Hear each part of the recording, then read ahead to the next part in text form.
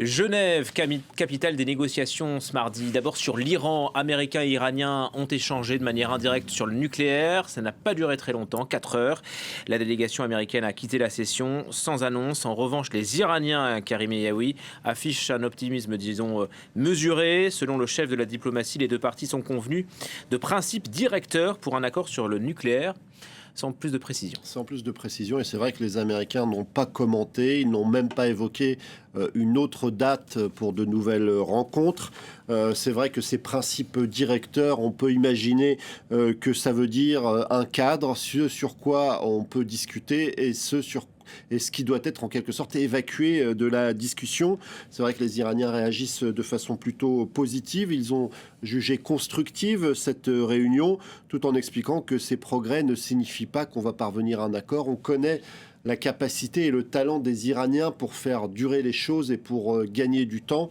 En tout cas, on sent bien que ça patine un petit peu, même si les Iraniens mettent en avant cette bonne tenue des discussions et une tonalité plutôt optimiste des discussions, l'aspect diplomatique, et parallèlement, chacun sort les muscles en quelque sorte, puisque quasiment au moment même où avaient lieu ces discussions, eh bien, l'ayatollah Ali Khamenei se livrait à une diatribe virulente à l'égard des États-Unis, assurant que l'Amérique n'arriverait jamais à détruire l'Iran. En 47 ans, elle n'y est jamais parvenue. Évidemment, c'est essentiellement à destination des Iraniens qu'est fait cette déclaration. Mais tout de même, les discussions ont lieu dans un contexte de tension où chacun tente de mettre la pression sur l'adversaire. Côté américain, eh bien, Donald Trump fait planer la possibilité qu'un nouveau bâtiment, un nouveau porte-avions puisse arriver pour prêter main forte à l'Abraham Lincoln, qui est déjà à quelques 700 km des côtes iraniennes. Le Gerald Ford pourrait arriver.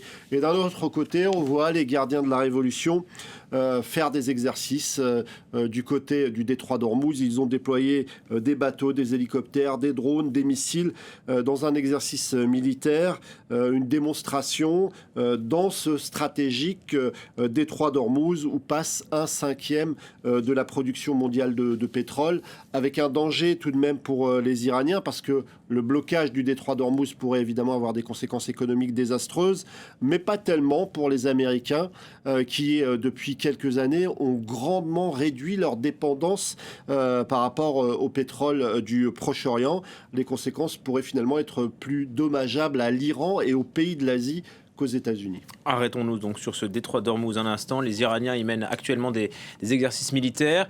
Ce détroit est souvent utilisé par le régime comme un moyen de pression.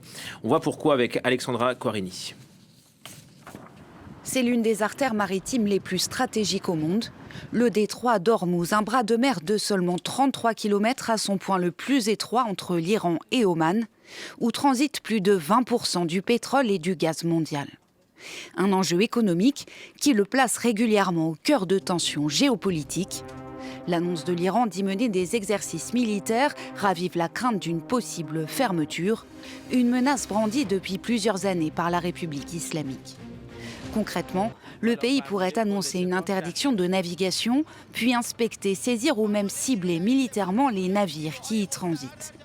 Lors de la guerre Iran-Irak dans les années 80, l'Iran avait tiré des missiles contre des pétroliers et même posé des mines navales dans le golfe Persique. Un blocage du détroit pourrait être dévastateur pour l'économie mondiale. Des retards dans les importations de matières premières et de biens de consommation entraîneraient des bonds des prix du baril du pétrole, avec des conséquences importantes pour l'industrie, notamment en Europe. Mais ce sont les pays arabes exportateurs de pétrole et leurs clients asiatiques qui auraient le plus à perdre. 42% du pétrole brut et des condensats quittant le détroit d'Ormuz sont destinés aux pays asiatiques, notamment à la Chine, à l'Inde, au Japon et à la Corée du Sud. Et l'Iran lui-même subirait les conséquences du blocage, avec des impacts négatifs sur ses importations commerciales et ses exportations pétrolières, et le risque de représailles des États-Unis qui disposent de moyens militaires navals dans la région. En outre, une convention des Nations Unies stipule qu'Ormuz est un détroit international où le droit de passage ne peut être suspendu. Voilà, revenons-en à ces négociations donc, qui ont eu lieu tout à l'heure à Genève entre Américains et Iraniens. Négociations indirectes. Le chef de la diplomatie iranienne salue une nouvelle fenêtre d'opportunité. On ne sait pas si les deux parties se reverront. Karim, il est question, rappelons-le, seulement du programme nucléaire et pas de changement de régime. Hein. Exactement, essentiellement du programme nucléaire.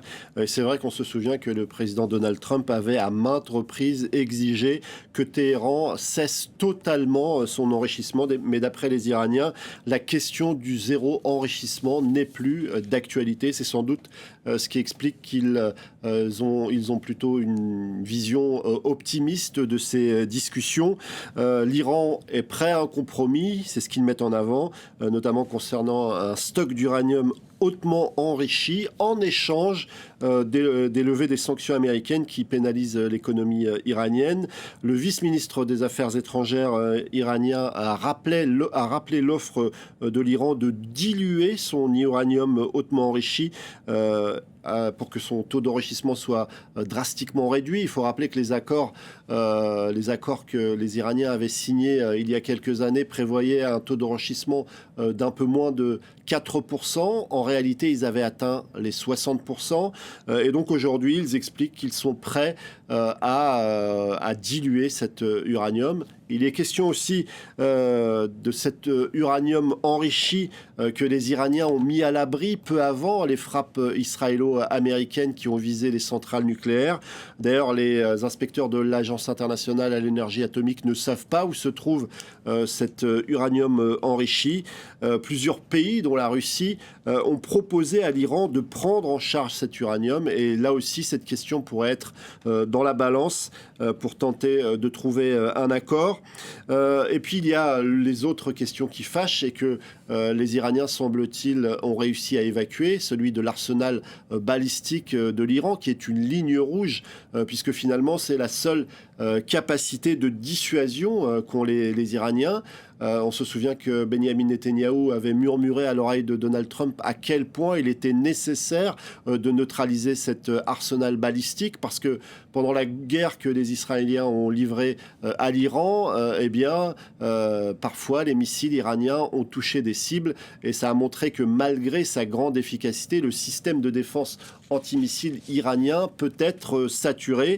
Donald Trump pourrait donc se satisfaire d'un accord autour du nucléaire, seulement du nucléaire. Alors il a encore évoqué il y a 3 jours la possibilité d'un changement de régime, en expliquant que ça serait la meilleure chose qui puisse arriver, mais sans se positionner le moins du monde sur le fait qu'il pourrait peut-être être à l'origine ou aider à ce changement de régime.